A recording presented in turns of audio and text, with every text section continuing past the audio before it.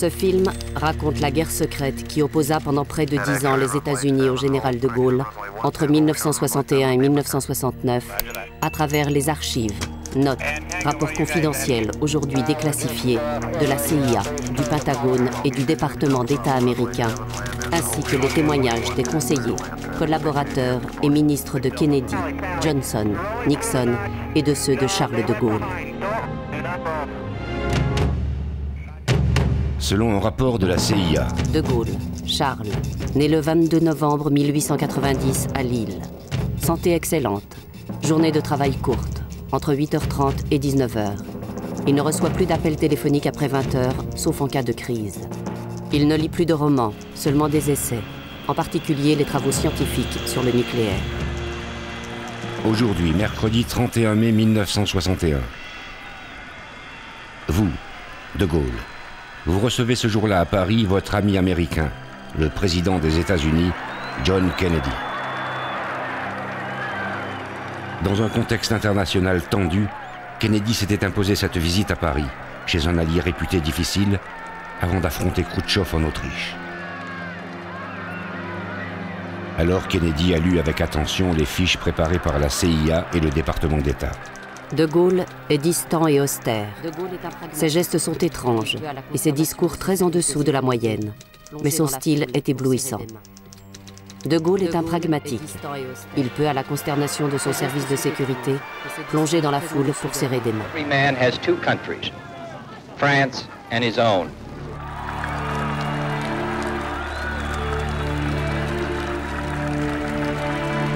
Deux conseillers du président Kennedy, Arthur Schlesinger et Ted Sorensen, ont préparé la rencontre à Paris.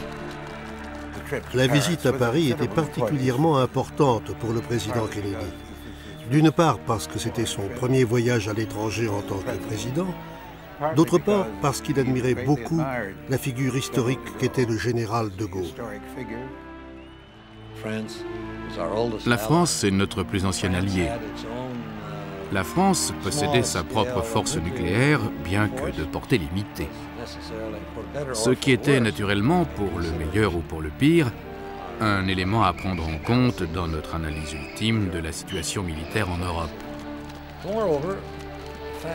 De plus, le fait que De Gaulle connaisse déjà Khrouchtchev, que Kennedy allait bientôt rencontrer pour la première fois, le fait que De Gaulle ait déjà négocié et traité avec l'Union soviétique, tout cela faisait qu'il possédait des données de première main dont Kennedy souhaitait prendre connaissance. La foule est au rendez-vous. Le séjour commence bien. Dans le dossier De Gaulle transmis à Kennedy, figure aussi ce rapport inspiré par Pierre Mendès France à Arthur Schlesinger. De Gaulle est une personnalité tout à fait saisissante et imposante. Ce n'est pas une raison pour se laisser impressionner outre mesure. Le président ne devrait pas hésiter à exprimer ses désaccords. De Gaulle prendra la mouche, mais il respecte la franchise. Il est surtout farouche. Il a le contact difficile. Il doit toujours surmonter sa propre timidité et il préfère le tête-à-tête aux réunions à plusieurs. N'oubliez jamais qu'il existe un penchant pour la démence chez De Gaulle. Un jour, il m'a dit « J'ai deux frères, il y en a un qui est fou et qu'on a dû interner, l'autre est normal. Moi, je suis entre les deux. » Palais de l'Élysée, 12h. Le premier entretien porte sur la situation à Berlin où Khrouchtchev menace de partager la ville en deux. Kennedy, très inquiet, craint une guerre. Alors, négocier ou pas, mon général? Vous répondez que négocier, c'est capituler. Que faisons-nous concrètement? Demande alors Kennedy, agacé. S'il veut la guerre, répondez-vous, il faut faire comprendre à Khrouchtchev qu'il l'aura. Fin de votre premier entretien. Kennedy sort diminué d'un échec contre Castro dans la baie des Cochons. Vous, général, venez de briser le putsch de vos généraux rebelles en Algérie. La CIA est-elle impliquée dans ce complot contre vous? Vous n'en parlez pas, il ne faut pas remuer la boue. Mais vous êtes si pressé d'aborder le second sujet de la journée que vous oubliez que Pierre Salinger est toujours présent dans votre bureau. J'étais avec Kennedy. Tout d'un coup, Charles de Gaulle lui lance « Écoutez-moi, Monsieur le Président, j'ai quelque chose de très important à vous dire. Vous ne devez pas intervenir militairement au Vietnam. Regardez-nous. Au Vietnam, la guerre, nous l'avons perdue. Moi, je sais que cette guerre au Vietnam, vous la perdrez vous aussi. Ne faites jamais ça. » En tout cas, vous, de Gaulle, affirmez que vous n'aiderez pas l'Amérique dans ce conflit. Kennedy vous reprochera amèrement ce refus.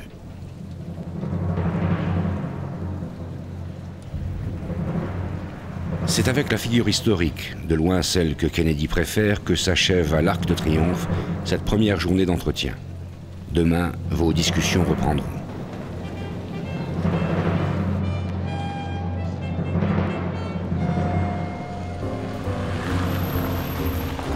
Il est exact de dire que Jackie Kennedy vous a ravi, Charles de Gaulle, et représente à elle seule le succès de cette visite à Paris. Pendant un déjeuner, vous lui avez parlé de Churchill, un dur qui changeait sans cesse d'avis, de Roosevelt, qui n'avait qu'un désir, se débarrasser de vous, de Gaulle, et de Truman, un marchand de bretelles. Le jeudi 1er juin, vous avez donné une grande réception à Versailles. Jackie est habillé haute couture française, et les journaux s'extasient devant sa maîtrise de votre langue.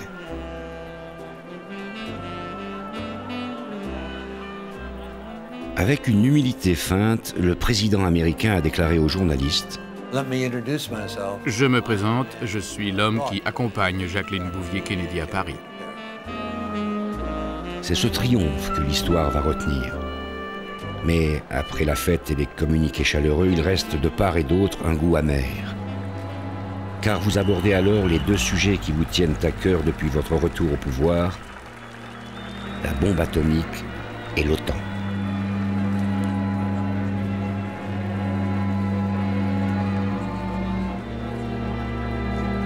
Le 1er juin, Kennedy s'est rendu seul au siège de l'OTAN, porte Dauphine à Paris.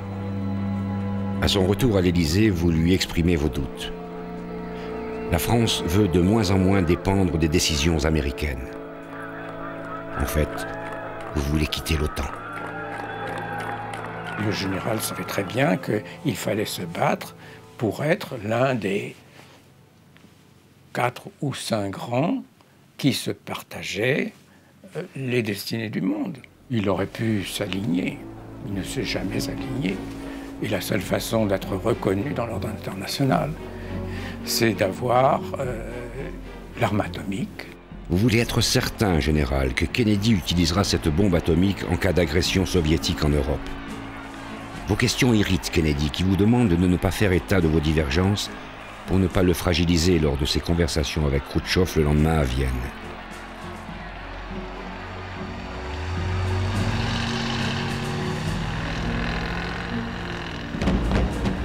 Quelques heures avant son départ, vous avez tous les deux un dernier entretien, entièrement consacré au problème de la bombe atomique. Kennedy veut par-dessus tout vous dissuader, de Gaulle, de construire votre propre force de frappe.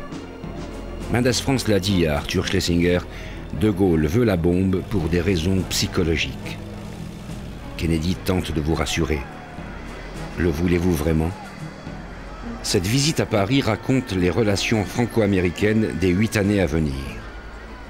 Kennedy va passer rapidement de l'admiration qu'il éprouvait pour vous à l'exaspération. Vous ne vous reverrez pas. 40 ans plus tard, le scepticisme se lit encore chez Schlesinger.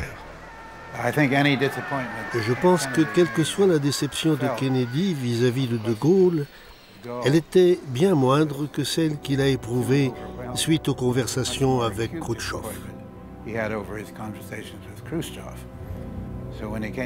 Et quand il est rentré aux États-Unis, il était beaucoup plus inquiet de ses discussions avec Khrouchtchev que de celles qu'il avait eues avec de Gaulle. Il voyait de Gaulle comme une sorte de grande figure historique. Du coup, il était prêt à l'excuser pour certains excès. Il ne le considérait pas comme un de ses contemporains. I found General de Gaulle far more interested in our frankly stating our position, whether or not it was his own, than in appearing to agree with him when we do not. For he knows full well the true meaning of an alliance. He is, after all, the only major leader of World War II who still occupies a position of great responsibility. General de Gaulle could not have been more cordial, and I could not have more confidence in any man.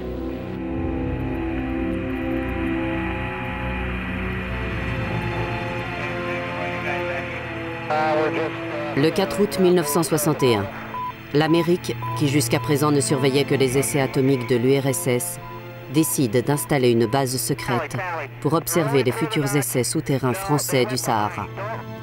Les Américains veulent s'établir au Mali ou au Niger. Ce sera en Libye. Évidemment, vous ne devez pas savoir que vos alliés américains vous surveillent.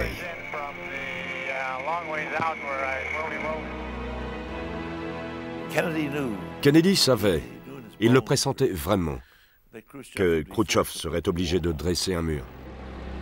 À Berlin, au cours de l'été 1961, la tension s'aggrave. Pour arrêter l'exode massif des réfugiés allemands, Khrouchtchev décide de dresser une ligne de barbelés entre l'Est et l'Ouest. De Gaulle pensait qu'il n'était pas question d'entrer dans une négociation qui aboutirait à régulariser une situation qui était une situation de fait, je le rappelle. Les services secrets soviétiques savent que vous n'êtes pas d'accord avec Kennedy, et Khrouchtchev se sent les mains libres pour agir. Mais savez-vous, général, que Kennedy a déjà accepté la construction du mur de Berlin? Il m'a parlé de ça très ouvertement. Il a dit « Je ne peux pas mettre l'OTAN dans une position de conflit en Europe en entrant à Berlin-Est ou en Allemagne de l'Est. Ils ne seront pas d'accord. Ils accepteront à la rigueur la défense de Berlin-Ouest. Mais tenter de prendre Berlin, ce serait une vraie guerre. Dans ces circonstances, Khrouchtchev va devoir, et ce sera au final par n'importe quel moyen, mettre fin à cette effusion d'Allemands de l'Est qui se rue vers l'Ouest. » Et il a ajouté « Je pense qu'il y aura un mur. » Kennedy envoie malgré tout des renforts pour rassurer les Berlinois. Le matin du 13 août, vous apprenez de Gaulle que des barbelés partagent Berlin en deux zones. Vous prétendez avoir voulu une riposte immédiate. Vous accusez le commandement militaire de vous avoir demandé l'accord des Alliés. Vous dites que ni Kennedy ni Macmillan n'étaient joignables. Est-ce sérieux? Avez-vous vraiment voulu écraser les barbelés avec vos chars?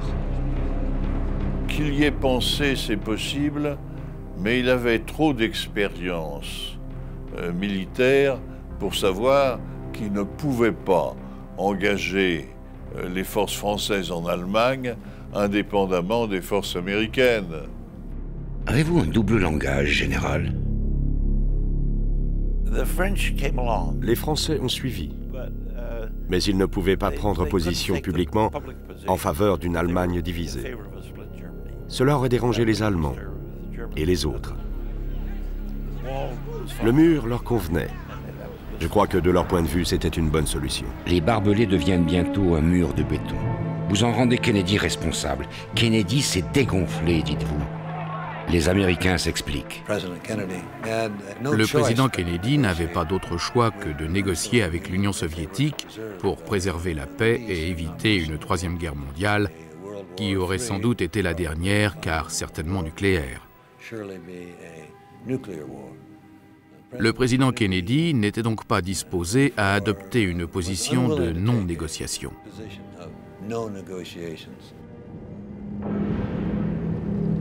Pendant 3 mois, les chars alliés soviétiques s'affrontent à Berlin. This is the terror that once again casts its eerie shadow over the face of the earth. The hydrogen bomb. The bomb that Khrushchev announces will once again undergo tests by the Russians. Le 30 octobre 1961, Khrouchtchev rompt ses engagements et reprend les essais nucléaires sur la bombe H. Le nouvel ambassadeur américain à Paris, James Gavin, un de vos compagnons de guerre, commande votre réaction. Well, yes, I was with General de Gaulle Saturday after the announcement of the resumption of the test and the comment on the 100 megaton weapon. We talked about the psychological aspects of this, why it was done, the increased tension. And as you know, General de Gaulle feels that in this atmosphere of tension and a buildup of tension, we should not rush to negotiate. Kennedy, lui, veut sortir de cette confrontation avec l'URSS et vous demande de vous associer à une négociation avec les Soviétiques. Il vous téléphone le 12 décembre. Vous dites à Kennedy, vous ne voulez pas mourir pour Berlin, les Russes non plus. Votre nouveau refus indispose Kennedy. Il vous écrit le 31 décembre 1961. Votre présence ajouterait de la force et de l'influence à notre démarche. Mesure de rétorsion ou de chantage, Kennedy vous informe que l'Amérique refuse de vous aider à construire votre force de frappe. Si nous vous assistions, nous n'aurions pas de raison de résister à la pression des Allemands qui voudront bénéficier du même traitement. Vous recevez cette lettre comme une offense, mais pour l'Amérique, les raisons de ce refus sont beaucoup plus simples. Kennedy était fermement opposé à toute prolifération nucléaire, que ces nouveaux armements soient contrôlés par des adversaires, par des pays neutres ou par des alliés. Plus il existe de puissances nucléaires indépendantes, plus le monde est dangereux. Et une guerre nucléaire peut s'y déclencher d'autant plus facilement, même par accident ou par erreur ou par méprise. Cette force de frappe était trop limitée pour défendre la France, et encore moins l'Ouest, mais trop puissante pour que nous ayons une Europe stable et pacifiée. Hiroshima, c'était 10 hommes, un avion, une bombe. Eh bien, ces 10 hommes, cet avion et cette bombe arrêtaient un conflit qui avait duré 4 ans et dans lequel s'étaient engagés par dizaines de milliers des chars, des avions, des canons. Et là, tout était ramené à l'unité. Et ça, le général de Gaulle l'a saisi tout de suite quand il a dit « Vous avez raison, il suffira que nous soyons capables de leur arracher un bras. » Voilà l'arme qui lui permet d'intimider pour qu'on lui fiche la paix, pour qu'elle ne fasse plus jamais la guerre. Votre ami américain justifie ses refus par la loi McMahon qui interdit d'aider une puissance étrangère à accéder au nucléaire. On vous applique cette loi scrupuleusement depuis votre retour au pouvoir. Vous vous en êtes expliqué alors avec le président Eisenhower. Après le dîner, les deux vieux généraux se sont retirés en robe de chambre devant la cheminée. De Gaulle a eu une phrase tout à fait extraordinaire.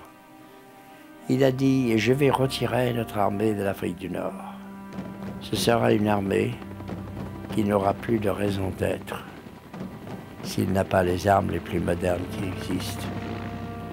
Pour que cette armée maintienne sa cohésion et son efficacité, il faudra que je la dote, en compensation de l'Afrique du Nord, des armes les plus modernes. » Et naturellement, la question nucléaire est apparue. Eisenhower lui a dit « Pourquoi pensez-vous avoir besoin de bombes nucléaires ?» De Gaulle lui a répondu « Vous, Eisenhower, vous vous battrez pour l'Europe parce que vous savez ce qui est en jeu. Vous avez été obligé de le reconquérir. Mais le jour viendra où l'Union soviétique aura les moyens d'atteindre l'Amérique du Nord. Ce jour-là, un de vos successeurs ne fera une guerre nucléaire que pour défendre l'Amérique du Nord. Ce jour-là, j'aurai besoin d'être insupportable tout seul. Voilà pourquoi il me faut des bombes. » Toujours vos mêmes craintes. À la Maison-Blanche, il y a les pour et il y a les contre. La CIA tient Kennedy périodiquement informé de l'évolution de la force de frappe française. Votre bombe va vous coûter très cher. Pourquoi ne vous aide-t-on pas? Il y avait le vieux complexe anglo-saxon, calviniste, anti-latin. On ne peut pas lui confier le feu du ciel, on ne sait pas ce qu'il peut faire, il peut faire des pires bêtises. Non, il faut que ça reste entre nous. Hélas, on n'a pas pu empêcher que la Russie devienne nucléaire, mais il faut empêcher que la France le devienne.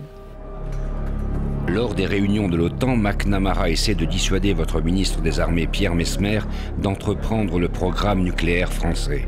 Le raisonnement de McNamara était un raisonnement essentiellement économique et financier. C'est trop cher.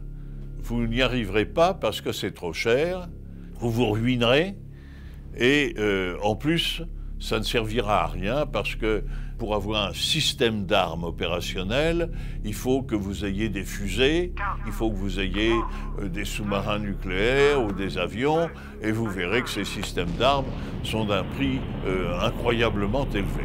Et que le budget militaire français serait beaucoup mieux employé, pense-t-il, en dépensant de l'argent pour les armes classiques. Vous ne possédez que la bombe A et quelques avions de type Mirage. Vous rêvez d'une bombe thermonucléaire. Si les États-Unis donnaient leur savoir-faire, la France économiserait des milliards de francs et beaucoup de temps. Mais Kennedy dit de nouveau non à la France. J'ai toujours pensé que Kennedy avait tort. Premièrement, je trouvais que ce n'était pas une mauvaise chose pour les États-Unis d'avoir un allié qui s'y connaisse en armes nucléaires, car ainsi nous ne serions pas seuls à juger en la matière. Deuxièmement, je comprenais le point de vue français selon lequel, en cas de crise très grave, il faut pouvoir disposer d'une certaine capacité nucléaire. Et troisièmement, nous avions dit oui à la Grande-Bretagne, alors pourquoi pas à la France? James Gavin obtient difficilement la vente à la France d'avions ravitailleurs pour vos Mirage 4. Mais en désaccord avec l'attitude de Kennedy envers la France, il démissionne de son poste d'ambassadeur à Paris. Our governments have different views on, for example, the soundness or not of the French independent nuclear program. The French question our tendency, as they put it, to want to negotiate about Berlin. They think negotiations are quite inappropriate. They are reluctant to attend meetings on the subject of nuclear testing cessation. These are not of great importance, but they nevertheless exist. Perhaps there are other minor differences too. Après l'indépendance de l'Algérie, le 3 juillet 1962, vous pouvez vous consacrer plus librement à votre politique étrangère. En Allemagne, vous faites un voyage qualifié d'empereur d'Europe. Mais vous évitez de vous rendre à Berlin pour ne pas cautionner ce mur de la honte que vous reprochez à Kennedy. Wie unsere beiden Völker schon einander vertrauen. Attention de Gaulle, votre triomphe va trop loin. Savez-vous que le département d'État n'aime pas votre jeu personnel avec vos amis allemands?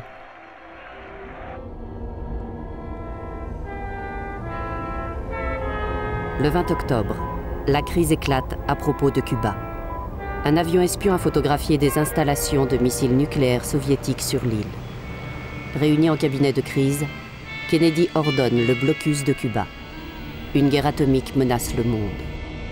Et la France, de Gaulle? Kennedy ne voulait pas en faire un conflit entre les États-Unis et l'Union soviétique. Il voulait en faire un conflit entre l'Union soviétique d'un côté et toutes les démocraties occidentales de l'autre. Il voulait s'assurer que les principaux dirigeants européens, De Gaulle, Macmillan, Adenauer, comprenaient parfaitement ce que les États-Unis faisaient et pourquoi. Un émissaire, Dean Acheson, est envoyé à Paris. Mais De Gaulle est le dernier chef d'État informé après Macmillan et Adenauer le 22 octobre à 17h. J'ai discuté avec Dean Acheson après coup. Il m'a dit que de tous les dirigeants qu'il avait rencontrés, dont Macmillan, De Gaulle, Adenauer, c'était De Gaulle qui l'avait le plus impressionné. Kennedy s'attendait à ce que De Gaulle soutienne l'initiative américaine. Tous les autres demandaient à voir des photos, des preuves. De Gaulle, lui, a déclaré qu'il n'avait pas de temps à perdre avec ça. Il dit « Les États-Unis sont menacés sur leur territoire et par conséquent, la France se trouve aux côtés des États-Unis. » Kennedy était soulagé de voir De Gaulle se positionner avec autant de vigueur et d'honnêteté. Soyons clairs, Kennedy ne vous a pas demandé un conseil, seulement votre soutien. La crise se dénoue avec le départ des missiles de Cuba. Une énigme subsiste. En pleine crise, Kennedy a demandé à Dean Rusk de dire oui enfin à une aide nucléaire à la France, si cela pouvait vous inciter, vous, De Gaulle, à le soutenir dans ce bras de fer. Mais Dean Rusk ne vous aime pas. Il ne vous transmet pas la proposition. Autant que je sache, sa seule mission était d'informer le général De Gaulle. Il l'a peut-être dit, mais ils n'ont jamais rien fait. Je ne suis pas si sûr que ça que le président Kennedy était prêt à partager tous nos secrets nucléaires. Ce troc gêne-t-il autant qu'il soit si difficile d'en parler même aujourd'hui? Cela aurait-il changé vos relations? Désormais, il vous faudra aussi compter avec l'anti-gaulliste Charles Bollen, nouvel ambassadeur à Paris.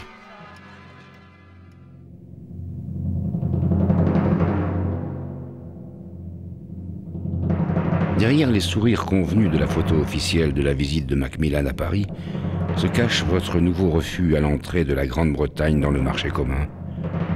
Pourquoi cette intransigeance? De Gaulle avait ses idées bien à lui sur l'Europe. Il voyait la Grande-Bretagne comme une puissance atlantique, pas comme une puissance européenne.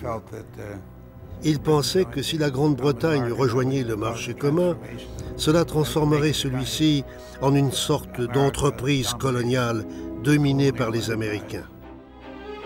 Le lendemain de Rambouillet, Kennedy reçoit Macmillan aux Bahamas. Il a une proposition à lui faire. Il lui propose de lui fournir des missiles Polaris plus puissants que tous les programmes nucléaires précédents, à la condition que vous, Français, acceptiez cette même proposition. Pour vous, général, il s'agit bien entendu d'un traquenard de votre ami américain. Kennedy a pensé que cela calmerait De Gaulle, en quelque sorte, et que cela faciliterait l'entrée des Britanniques dans le marché commun. La position de Kennedy, c'est un coup pour nous empêcher d'avoir une force nucléaire autonome. Car si nous acceptons d'avoir des Polaris, eh bien, à partir de ce moment-là, nous sommes dépendants des Américains pour le lancement de nos armes nucléaires, donc ils contrôlent notre arsenal nucléaire. Nous ne sommes plus indépendants. Macmillan accepte, mais vous, général, comment allez-vous réagir, se demande-t-on à Washington? Lorsque Macmillan a accepté d'abandonner tous les programmes de fusées et de prendre le Polaris pour fuser des sous-marins anglais, ce fait-là a été ressenti très, très durement par De Gaulle et ne l'a certainement pas bien disposé vis-à-vis de la candidature anglaise au marché commun. Je pense que c'était naïf. Mais quand on est dans une pareille situation, on essaie tout ce qui paraît raisonnable. Votre réponse se fait attendre et la Maison-Blanche s'impatiente. Déjà, des indiscrétions provenant de Paris laissent entrevoir votre refus. Nous nous attendions à ce qu'il refuse. Je crois qu'il considérait toute collaboration politique avec les Américains comme une dilution de la nation française. Le 4 janvier, vous vous montrez très évasif avec l'ambassadeur Bollen. Mais le 14 janvier... Il ne nous serait vraiment pas utile d'acheter des fusées Polaris alors que nous n'avons ni les sous-marins pour les lancer, ni les têtes thermonucléaires pour les armer. Washington était estomaqué. Mais moi, je ne comprenais vraiment pas pourquoi Washington était tellement surpris. Parce que De Gaulle avait déjà exposé sa position sur tous ces sujets dans ses mémoires. Je me suis rendu compte que très peu de gens au département d'État avaient lu les mémoires de Gaulle. Cette date marque pour de longues années la fin des amitiés franco-américaines. Qui êtes-vous, De Gaulle? Comment faites-vous pour gagner aussi facilement les élections de 1962, se demande Kennedy. Qui est votre entourage? Votre ami américain veut tout savoir sur vous. Quand il parlait comme un soldat. Et il faisait tout pour que son interlocuteur comprenne bien qu'il était le chef de la France. Kennedy était partagé entre deux sentiments et passait de l'un à l'autre. L'admiration pour De Gaulle, le héros, et l'exaspération la plus vive envers lui. Les jours où il était vraiment énervé, il pouvait traiter De Gaulle de salopard. Un jour, Kennedy m'a demandé pourquoi De Gaulle se comporte-t-il comme ça. J'ai répondu, il ne peut pas faire grand-chose contre les Russes. C'est un nationaliste français, alors il se retourne contre vous. Et Kennedy a répliqué, c'est lamentable, non? Si à l'époque j'avais été secrétaire d'État, et si j'avais eu affaire à De Gaulle, j'aurais pu moi aussi très vite perdre patience. En tant qu'universitaire, je l'admirais, mais je ne sais pas comment j'aurais réagi en tant que secrétaire d'État. Je partage le point de vue courant chez les anglo-saxons. De Gaulle était un homme remarquable, mais il pouvait être une vraie teigne. Kennedy fait appel à la CIA. Il sait qu'il n'a plus les moyens militaires et financiers pour vous intimider. Alors il planifie campagne de presse, discrédit et ragots. Le général, il ne se confiait pas à tout le monde, même pas à ses collaborateurs. Quand il avait envie de garder un secret ou une intention ou une malice, il la gardait pour lui.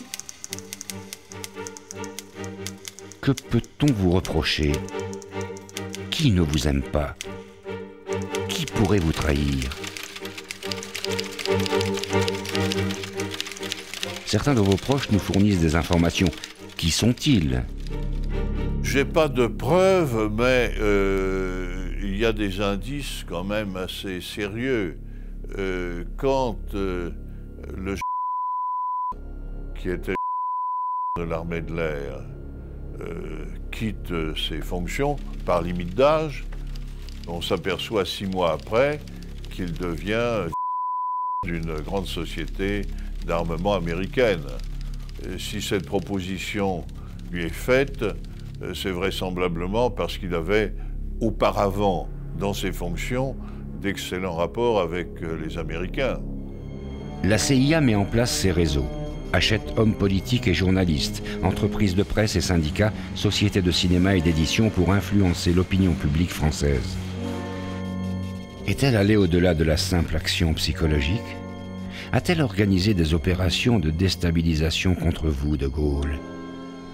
Elle a voulu aider financièrement les mineurs en grève du nord de la France, mais Kennedy s'y est opposé. A-t-elle obéi? La CIA vous écoute. Elle apprend que la France sera en mesure de lancer un sous-marin nucléaire dès 1967. Les Américains surveillaient de très très près nos tirs nucléaires, de très très près. Ce qui était important pour les Américains, c'était que les prélèvements qu'ils faisaient après chacun de nos tirs leur permettaient de savoir où nous en étions. Peut-on parler d'une guerre avec la France? Non, pas encore. And therefore, as a free man, I take pride in the words, Ich bin ein Berliner. Mais vous désapprouvez le discours que tient John Kennedy lors de sa visite à Berlin en juin 1963. Vous répétez que vous, de Gaulle, n'y étiez pas allé pour ne pas cautionner le mur de la honte. Les Américains, eux, se réjouissent de l'accueil enthousiaste des foules allemandes en comparant aux actualités vos voyages respectifs. It is officially estimated that 350,000 greet the president as he arrives to attend mass at that medieval cathedral. This is twice the number that welcomed President Charles de Gaulle in September, when he was here to woo Adenauer into the French camp. France has suggested that the U.S. might no longer Lequel des deux jalouse l'autre? Mr. Kennedy pledged that the U.S. will remain in Europe. Le 26 juillet 1963, vous êtes, général de Gaulle, le seul avec la Chine de Mao à ne pas signer le traité de non-prolifération des armes nucléaires de Moscou. Expliquez-vous. La France, du moment que d'autres en ont, ne sera certainement pas détournée par l'accord de Moscou de se doter elle-même de ces moyens-là. Faute de quoi, puisque les autres en ont, sa propre sécurité et sa propre indépendance ne lui appartiendraient jamais plus. Les puissances atomiques n'avaient pas l'intention du tout de nous installer à parité avec elles. Imaginez que pendant la crise des missiles à Cuba, la France se soit engagée d'une façon, disons, indépendante et séparée de Washington. On avait assez de problèmes comme ça avec l'utilisation des armes nucléaires et ce que ça implique. Pour devoir en plus se dire « Oh mon Dieu, et à Paris, qu'est-ce qu'ils vont faire ?» Ils craignaient, et avec juste titre, que dotée de l'arme nucléaire, la France se détache de l'OTAN, en disant « Après tout, je n'ai pas besoin de vous ». John Kennedy, votre ami américain, est assassiné à Dallas le 22 novembre 1963.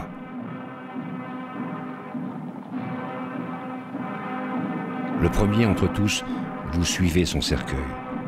Vous ne l'aviez jamais revu depuis sa visite à Paris. Ce jour-là, vous étonnez l'Amérique. À la Maison-Blanche, le soir de l'enterrement, vous êtes le premier homme d'État à rencontrer son successeur, Lyndon Johnson. Vous ne vous entendrez pas. Johnson a dit « Il y a deux hommes au monde que je n'accablerai pas publiquement. Le premier, c'est De Gaulle, et le deuxième, Mao Tse-tung, parce qu'ils seraient chacun bien trop contents. » Vous portez à votre tour des jugements désobligeants sur le président américain. La CIA, déjà bien introduite dans votre entourage, rapporte vos propos à Johnson. Les relations entre vous sont détestables. Notre jugement sur De Gaulle était un jugement complexe. C'était un homme compliqué. C'était impossible de s'entendre avec lui. Très intelligent, capable de manipuler tout ce qui était à sa portée. Johnson le considérait comme une véritable plaie. Nous avions bien des ambassadeurs là-bas, tous très capables, mais ils n'avaient jamais été vraiment acceptés par le président. Sûr, ils lui présentaient toujours leurs lettres de créance, mais ils n'avaient pas de relation avec lui qui leur permette de dialoguer, de parler d'égal à égal. La CIA ne vous lâche pas. Elle surveille vos déplacements et en rend compte au président Johnson. Le Mexique, par exemple. L'Amérique latine est la chasse gardée de l'Amérique.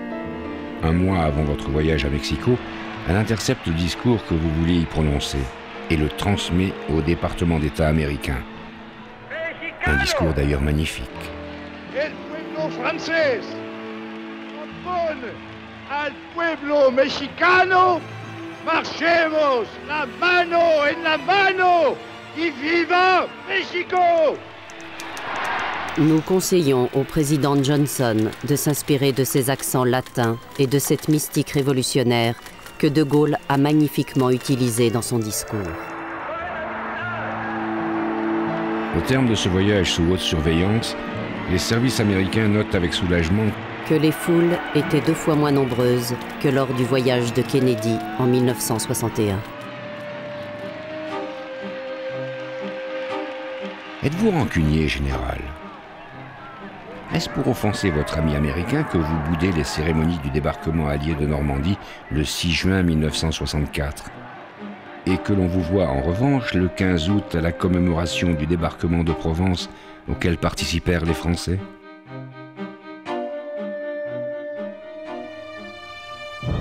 Faut-il s'étonner de voir alors ressurgir la question de l'OTAN?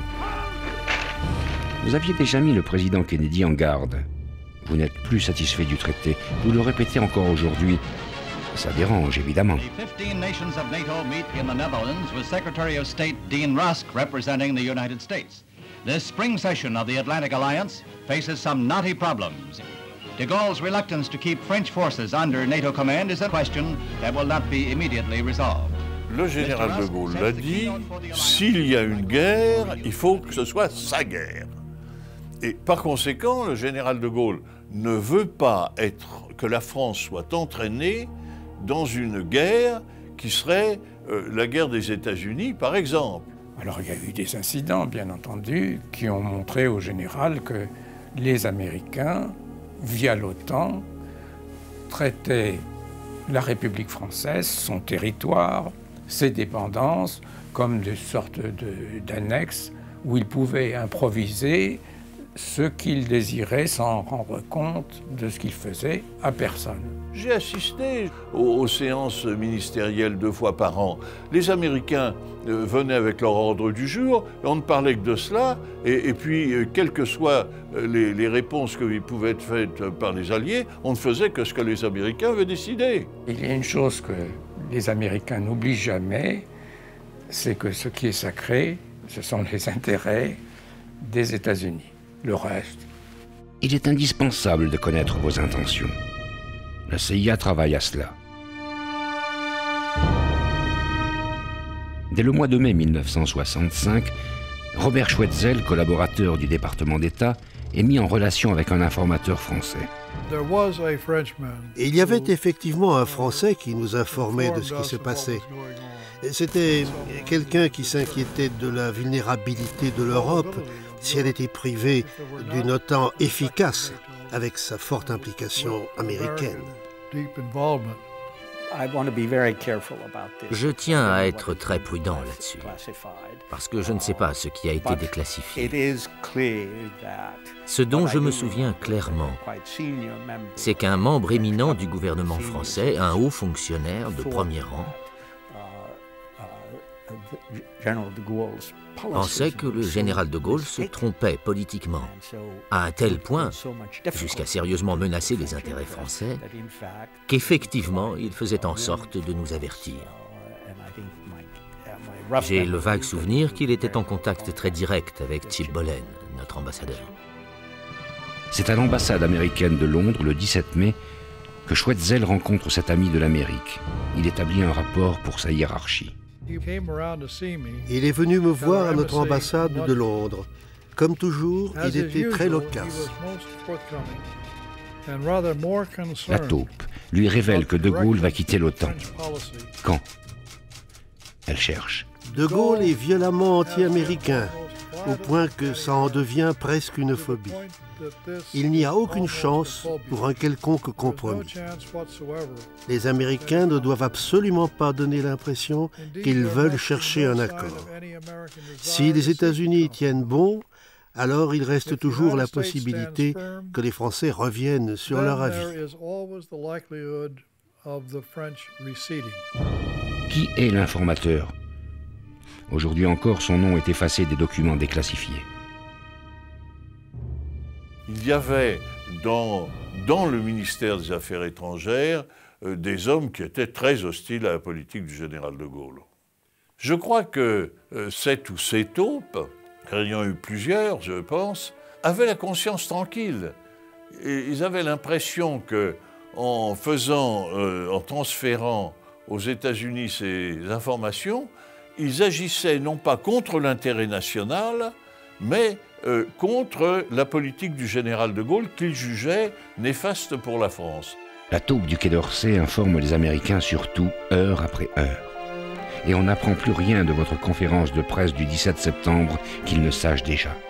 En politique étrangère, il a annoncé pour 69 la fin de la subordination de la France à l'OTAN et évoqué l'entente qu'il envisageait de l'Oural à l'Atlantique. Et vous dites que la France va quitter l'OTAN en 1969.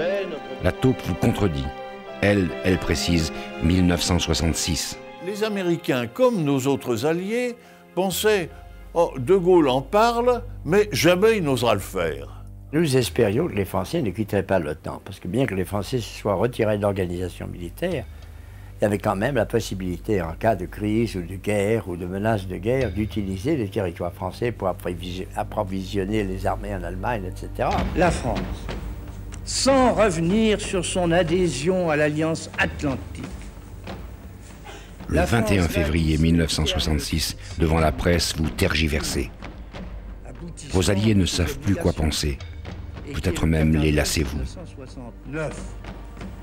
I have only seen the very brief press report regarding General de Gaulle's conference, which apparently has just concluded before this meeting, and I would much prefer to await a full report on the exact statement before getting into any detailed discussion involving the General's observation. Le président Johnson vous prend-il vraiment au sérieux? À cette époque-là, notre point de vue évolue progressivement.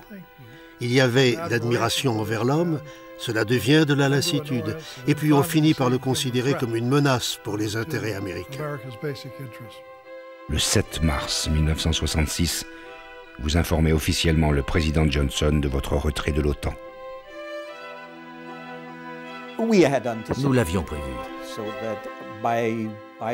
J'imagine que dès janvier ou février ou début mars 1966, c'était une fin attendue.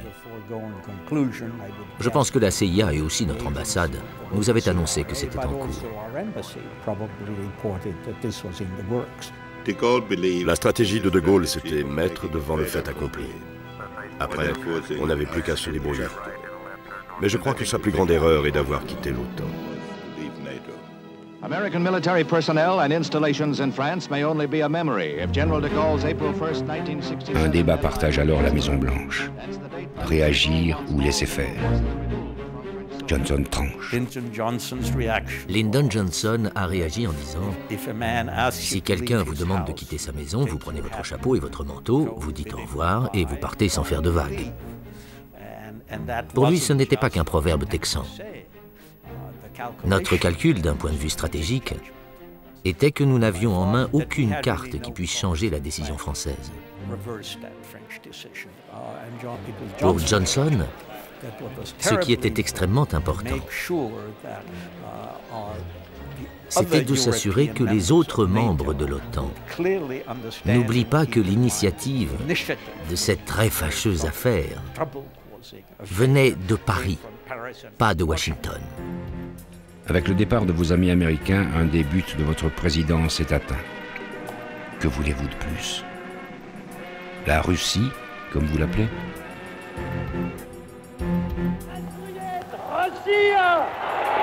Vous projetez de faire en juin 1966 un voyage controversé en Union soviétique. Vous assisterez au lancement d'un missile. Le sujet vous passionne, on le sait. Mais les Américains voient dans cette visite chez votre nouvel ami un renversement des alliances. Le sénateur Hutchison critique votre attitude. He's going to Moscow in June. Now, he isn't going there just to leave his car to have a pleasant glass of vodka with some of the Russian leaders. He's going there to carry out the policy which he has talked about. This Europe from the Atlantic to the Urals. He believes that he can bring about this situation. He hasn't the slightest conception that his security depends upon the great number of armed Americans that stand between him and trouble, the great number of armed Germans and Dutchmen and Belgians, etc.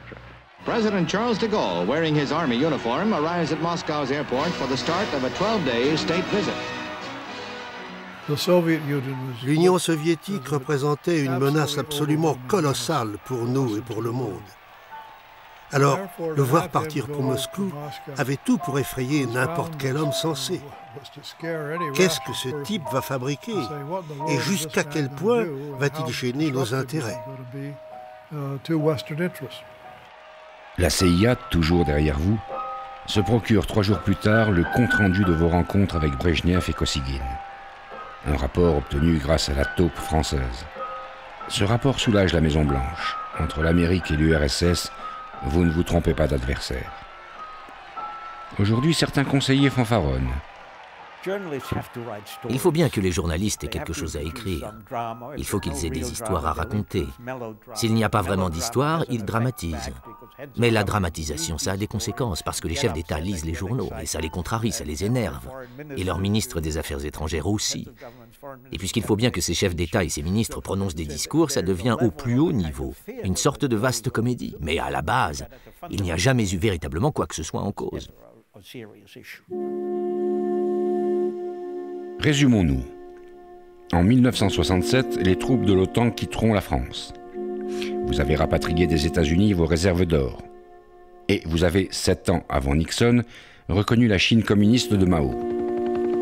Vous n'avez cessé de répéter à votre ami américain que le Vietnam serait un échec cuisant. Vous nous défiez.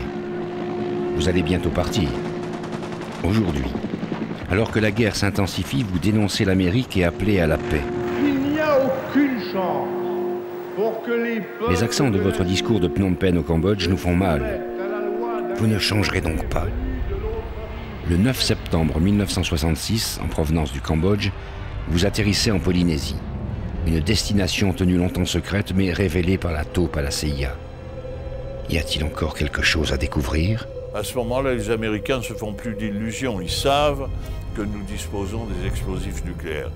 Mais ils ont l'espoir que nous n'arriverons pas à mettre au point facilement, parce que ça coûte très cher, parce que c'est très compliqué, les lanceurs. Que cachiez-vous, général, derrière le folklore de Mururoa? Le général tenait beaucoup à assister à un tir nucléaire. Il avait espéré que ce serait un tir thermonucléaire. Ça n'a pas été tout à fait un tir thermonucléaire, c'était une très très forte bombe A, mais pas une bombe H. La réaction du général de Gaulle, qui est à bord de ce navire où je suis à côté de lui, lorsque nous voyons cet immense champignon classique des tirs nucléaires, surtout lorsqu'ils ont lieu sur un atoll. La réaction de Gaulle, c'est de dire « c'est magnifique ». Pour lui, c'est magnifique, non pas parce que c'est une arme de destruction épouvantable, mais parce que c'est la réalisation française qui montre que la France est devenue une puissance nucléaire. La France fait partie désormais des grands. Est-ce pour cela que vous provoquez les anglophones avec votre « Vive le Québec libre » ? On vous soupçonne d'encourager la partition d'une province francophone qui serait moins soumise aux grands frères américains. L'administration démocrate en poste à Washington renonce à vous changer. Vous devez comprendre que, sur certains sujets, nous ne prenions pas de Gaulle terriblement au sérieux. De Gaulle lançait plein de pointes contre les États-Unis, mais il faisait bien attention de ne pas aller trop loin sur une question majeure. Ça, c'était du De Gaulle tout craché. En fait, Johnson pense que vous n'êtes pas immortel et que bientôt vous partirez. Nous allons encore devoir patienter 2 ans. Lyndon Johnson ne se représente pas aux élections de 1968. Le républicain Richard Nixon, ancien rival de Kennedy, lui succède. Quand Nixon est élu, sa première visite à l'étranger, c'est Paris. Nous avons vécu cela comme un moment historique, puisque nous étions arrivés à mettre fin aux querelles franco-américaines. C'est enfin le retour à Paris de l'ami américain. Nixon avait de bons rapports personnels avec le général de Gaulle, ce qui n'avait jamais été le cas de ses prédécesseurs. Nixon appréciait les dirigeants forts. Il avait le sentiment que de Gaulle rendait la France plus forte. Il voulait une France forte au sein de l'Alliance. Malraux, Mesmer, Couve de Murville, comme pour la visite de Kennedy en 1961, le décor est identique. Et une fois encore, dans les salons de l'Élysée, vous nous interpellez. Pendant la grande réception à l'Élysée, un conseiller vient me dire « Le président voudrait vous parler ». Alors, j'y vais. C'était un homme que j'admirais depuis toujours. Il me regarde. Il était bien plus grand que moi, alors il me regarde de haut. Et il me dit « Pourquoi ne quittez-vous pas le Vietnam ?» Directement. Pas de ravi de vous rencontrer ou quoi que ce soit. Juste, pourquoi ne quittez-vous pas le Vietnam? Vous ne changez donc pas, général. Quant à la bombe, vous ne nous demandez rien, car... Kissinger me dit « Je suis chargé par le président de vous dire que il ne prolongera pas l'opposition américaine à l'armement nucléaire français. Nous considérons que cet armement est un fait. » Nous sommes allés jusqu'à la limite absolue qui nous était permise. Nous étions restreints par la loi, que nous avons pourtant interprétée avec générosité. Je ne pense pas que nous ayons fait quoi que ce soit d'illégal, mais nous sommes allés très loin dans le cadre des limites établies. Très loin. On est allé jusqu'au bout.